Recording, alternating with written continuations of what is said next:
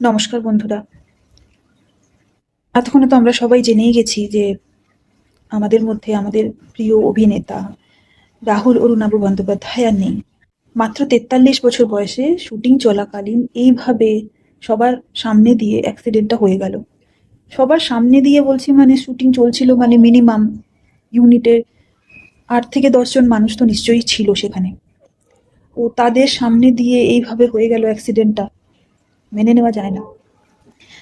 Police তদন্ত করছে, কি সেফটি প্রোটোকল মানা হয়েছিল, পারমিশন নেওয়া হয়েছিল কি না, এরকম একটা সমুদ্র তট এতটা ডেঞ্জারাস যদি ছিল, সেখানে পারমিশনের কি ব্যবস্থা ছিল, বা সেফটি প্রোটোকল কি মানা হয়েছিল, কতটা রিস্ক নেওয়া হয়েছিল, কতটা নেওয়া হয়নি, সেগুলো নিয়ে তদন্ত চলছে।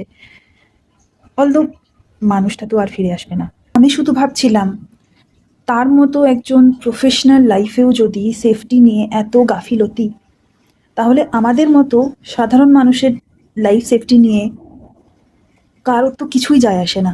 এগুলো নিয়ে আমাদেরকেই চিন্তা করতে হবে। সমুদ্রে যাওয়ার সময় বা গাড়ি চালানোর সময়, যে কোনো কিছু করার সময়, কোনো অ্যাডভেঞ্চারে যাচ্ছি আমরা, আমাদের সেফটির কথা আমাদেরকেই ভাবতে হবে।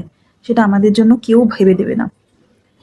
এটা নিশ্চয়ই এখন বোঝা যাচ্ছে। আমাদের লাইফ একটাই, যেটা আমাদেরকে ভগবান দিয়েছে, সেই জিনিসটা নিয়ে ছেলে খেলা না।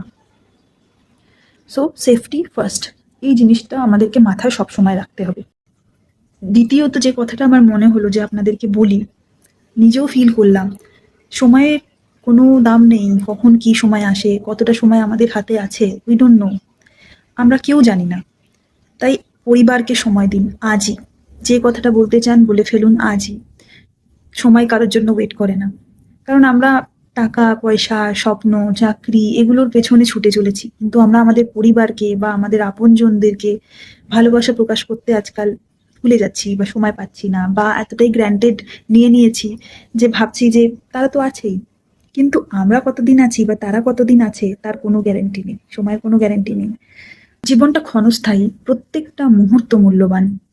এইসব রাগ ঝগড়া অহংকার এগুলোর পেছনে আর সময় নষ্ট করলে চলবে না। সবাইকে ক্ষমা করে দিতে হবে, হাসতে হবে, ভালোবাসতে হবে, তার মধ্যেই স্বপ্নগুলোকেও পূরণ করতে হবে।